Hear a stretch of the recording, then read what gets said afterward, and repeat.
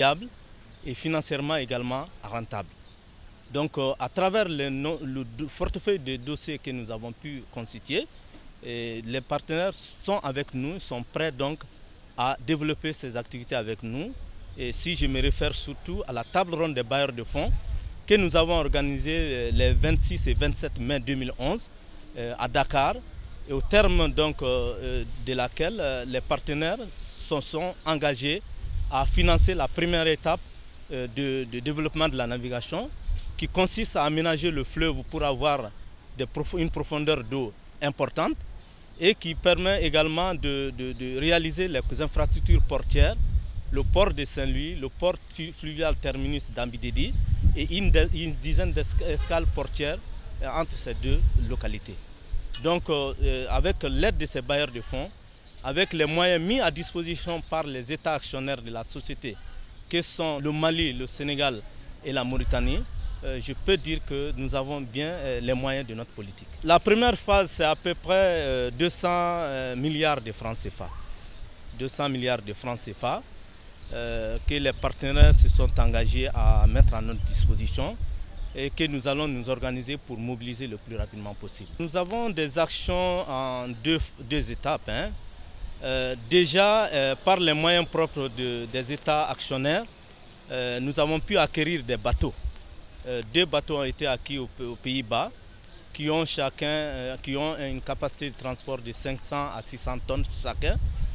Et donc ces bateaux sont déjà là et nous comptons les mettre sur l'eau d'ici la fin de l'année.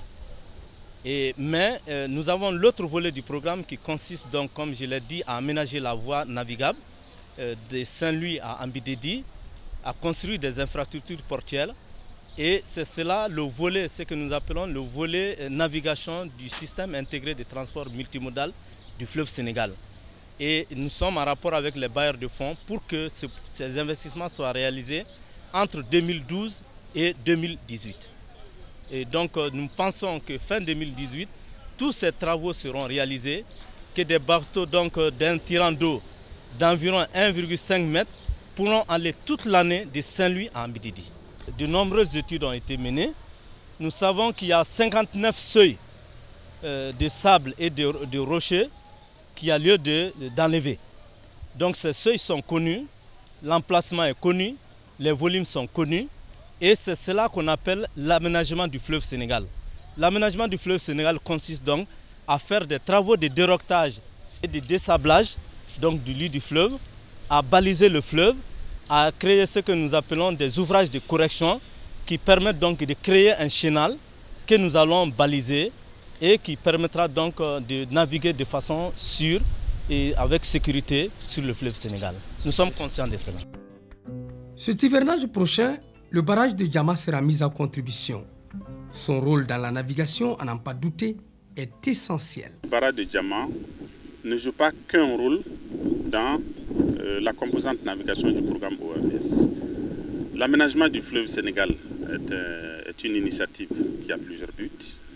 Il s'agit de façon générale de faire en sorte que l'ensemble des ressources naturelles du bassin du fleuve Sénégal puissent être mobilisées au profit du développement économique de l'ensemble des populations de la vallée et même de l'ensemble des États membres de l'OMS, qu'ils étaient 3 avant 2006, mais depuis 2006, nous sommes 4 avec la Guinée qui est le 4e pays riverain du bassin du fleuve Sénégal. Les États membres de l'OMS ont engagé un programme qui, dans une première étape, a été basé sur la construction de 2 infrastructures majeures, le barrage de Manantali dans le haut bassin et le barrage de Diama dans la partie basse du bassin du fleuve Sénégal, pour faire en sorte que le fleuve Sénégal puisse être mobilisé comme axe de transport lourd pour le développement du fleuve, de l'économie dans le bassin du fleuve Sénégal. C'est à ce titre que le barrage de Diama, de façon spécifique, vise de faire en sorte qu'on puisse avoir suffisamment d'eau pour la mise en culture en mode intensif de 120 000 hectares dans le delta et la vallée du fleuve Sénégal, premièrement. Deuxièmement, de faire en sorte que les besoins en eau pour les centres urbains, pour les centres ruraux puissent être assurés et aussi de faire en sorte que la navigation puisse être pérennisée dans cette partie. Le barrage effectivement crée quelque part une rupture dans la continuité d'écoulement dans le fleuve. Et donc l'écluse est réalisée justement pour faire en sorte que cette rupture artificielle qui est créée ne puisse plus être un obstacle pour le franchissement de cette partie par les navires. Donc c'est la raison d'être de l'écluse. J'ajoute qu'en plus, pour le cas du barrage de Diamant, vous savez, je disais que le fleuve Sénégal a aussi pour vocation de servir d'axe de transport lourd sur près de 950 à 1 millier de kilomètres entre le fleuve Sénégal et la ville de Ambididi. Donc dans la partie basse, sur 300 km du barrage de Diamant jusqu'au niveau de la ville de Bogué à peu près, donc vous avez une distance de 300-350 km qui par rapport à l'exemple de la retenue n'aura pas besoin d'un traitement spécifique lourd. C'est donc autant d'économies réalisées par rapport aux travaux qu'il faudra réaliser pour faire du fleuve Sénégal un chenal navigable. L'écluse a été donc construite selon le gabarit plus ou moins international. C'est-à-dire que la partie utile de l'écluse qu'on appelle le sas fait 175 mètres de long sur une largeur de 13 mètres. Et ça permet donc le passage des convois accolés qui peuvent aller jusqu'à 3 avec une partie motrice et qui peuvent transporter un tonnage jusqu'à 8000 tonnes. La commune de Kéméné-Tambou est convaincue que le port est un facteur de développement. À cet effet, elle a mis à disposition un immense espace au profit du futur terminal d'Ambididi. La commune, je dirais, la commune, c'est le village. Quand le problème de terre s'est posé, le village a mis à disposition du projet de port plus de 40 hectares qui est déjà délimité et que personne ne touche, qui est à présent à la disposition du projet. À côté de ça, il y a plein d'autres choses parce que le village compte beaucoup sur ce projet et souhaiterait que réellement qu'il voit le jour dans les plus brefs délais. Il reviendra à la société d'exploitation de la navigation sur le fleuve Sénégal, SONAS, de mettre le cap vers de nouveaux horizons du grand espoir. Ici, il est accepté que le fleuve est une chance pour la route. La SONAS, c'est la société de navigation sur le fleuve Sénégal. Mais avant sa création, la compagnie de navigation a travaillé sur le fleuve Sénégal. Elle faisait Caille Saint-Louis avec un bateau et des chalands. C'est avec le début de la construction des barrages de Diamant et de Manatali que nous avons arrêté la navigation sur ce tronçon. Le capital était composé par les trois sociétés.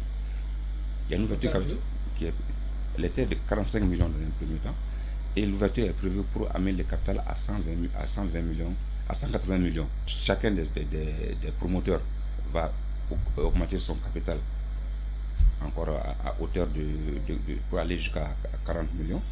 Et il y a 3 opérateurs privés sénégalais, maliens et mauritaniens qui vont aussi chacun payer aller jusqu'à hauteur de 40 millions de francs CFA. Donc 180 millions d'augmentation de capital. Le fleuve, c'est l'une des plus grandes valeurs d'intégration au niveau des régions. Je ne pense rien pas, je pense au fleuve Sénégal, mais je pense au fleuve Niger. Vous avez le fleuve Niger, vous avez l'autorité du bassin du fleuve Niger qui comprend non seulement nos pays ici, mais jusqu'au Nigeria, en passant par le Bénin, même la Côte d'Ivoire est intégrée. Et c'est une opération qui marche très bien. Et je pense que le fleuve a une valeur primordiale à mon avis pour l'intégration. Parce que les routes c'est bon. Hein. Et moi je pense que le fleuve ne peut que décharger la route. On fait une route, ça doit faire 15 ans, au bout de 3 ans on n'a que des trous. On réinvestit encore. Or, le fleuve, si vous l'aménagez une fois, je crois que ça dure un peu plus.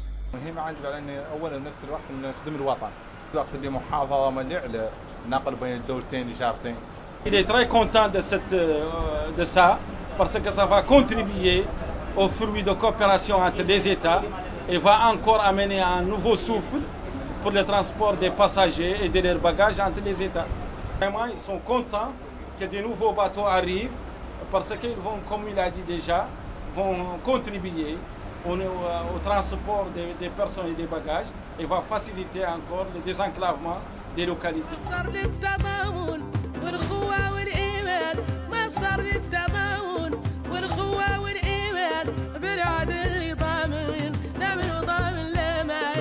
الوحدة والتعاون ذاك الكسر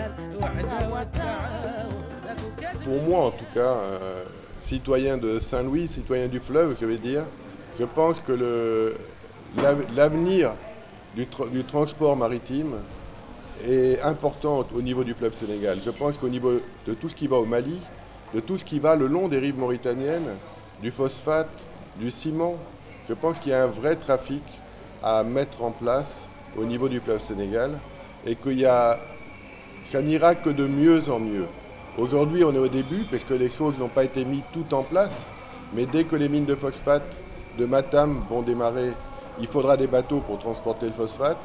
Dès que le fleuve, on aura dragué le fleuve en amont de Bogué, on pourra imaginer transporter du ciment vers Caille. Et je veux dire plus qu'aujourd'hui, les bateaux qui ont été apportés peuvent transporter. Donc c'est des quantités énormes. Et aujourd'hui, on est aux prémices. On peut imaginer que toutes les activités redémarreront. Et puis, une activité en attire une autre. Donc chaque fois qu'on crée une activité, qu'on crée un cycle de transport, une voie maritime, on ouvre des portes et les bureaux vont se retourner vers le fleuve et l'activité du fleuve va redémarrer. Donc moi je suis assez confiant, je pense qu'il faut beaucoup de choses encore, telles que l'embouchure du fleuve, l'ouverture du fleuve à la mer, donc un port fluvio-maritime, je pense que c'est important, ou en tout cas une embouchure qui permet à des bateaux de venir de mer et de rentrer dans le fleuve. Ce serait une très bonne chose pour le Mali. Aujourd'hui, on est tellement fatigué. Si on nous amenait nos conteneurs jusqu'au Mali, ce ne serait-ce que faire des grands dépôts. Vraiment, l'importance de cette navigabilité est très, très grande pour le Mali. C'est toujours une bonne opportunité. Avec le train qui a même des difficultés, la route est là, le péage déjà se fixe à l'horizon. Et si nous avons le fleuve à côté, c'est quand même une très bonne chose. On ne pourra pas te dire toute l'importance de cette navigabilité ici. Moi, ça fait très longtemps qu'on rêve de cela.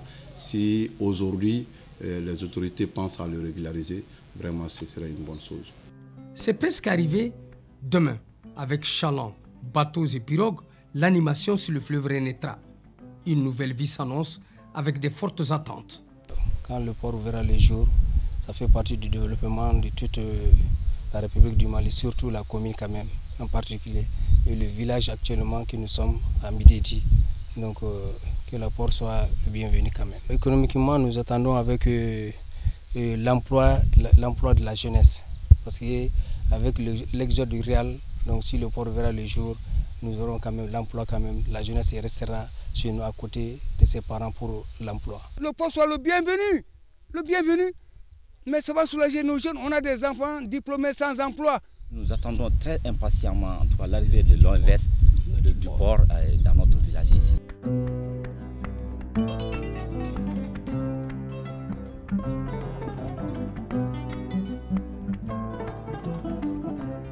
Dans quelques mois, la navigation sera en marche. Son mécanisme est lancé, son financement acquis et les hommes prêts à ramer ensemble de part et d'autre du fleuve Sénégal. D'abord, les bateaux voguent déjà. Il y a le Abou El-Mourdad qui fait cela. Nous-mêmes, nous avons acquis une flotte qu'on va mettre en exploitation au cours des prochains mois. Mais je pense qu'il est important de dire qu'on a fait une préparation méticuleuse du lancement de ce projet-là.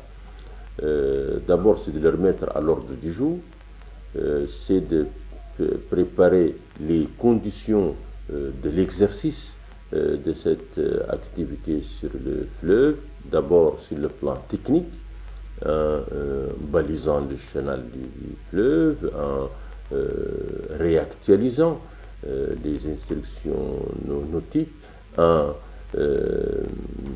promulguant tous les textes législatifs et réglementaires. Et puis on a pris au cours des dernières semaines des textes, des règlements applicatifs qui seront utiles à ça. Et puis c'est aussi d'essayer de donner l'exemple en mettant dans l'eau des bateaux et en faisant appel à des pays qui ont une très grande expérience dans ce domaine-là, en particulier le Royaume des Pays-Bas, qui, je veux bien le dire ici, est bâti sur l'eau pour les 2 tiers et qui assure son trafic de personnes et de marchandises à 52% par voie fluviale. Et donc ça c'est quand même important pour nous. Et enfin, c'est aussi de mobiliser l'ensemble des bailleurs de fonds. On les a réunis l'année passée, dans le courant du mois de mai, dans le cadre d'une table ronde, et nous avons obtenu des engagements fermes qui nous permettent de boucler le financement des infrastructures qui sont indispensables au lancement de la navigation de façon structurée et massive. De quoi il s'agit? Il s'agit d'abord de faire des infrastructures portières, des escales, des appontements, c'est le dragage du chenal navigable du fleuve, et de faire en sorte aussi qu'il n'y ait pas d'exclusion dans la mobilité des personnes et des marchandises au niveau du fleuve, mais de mettre en place des mailles dans le cadre du CITRAM, donc le système intégré de transport multimodal de l'organisation pour la mise en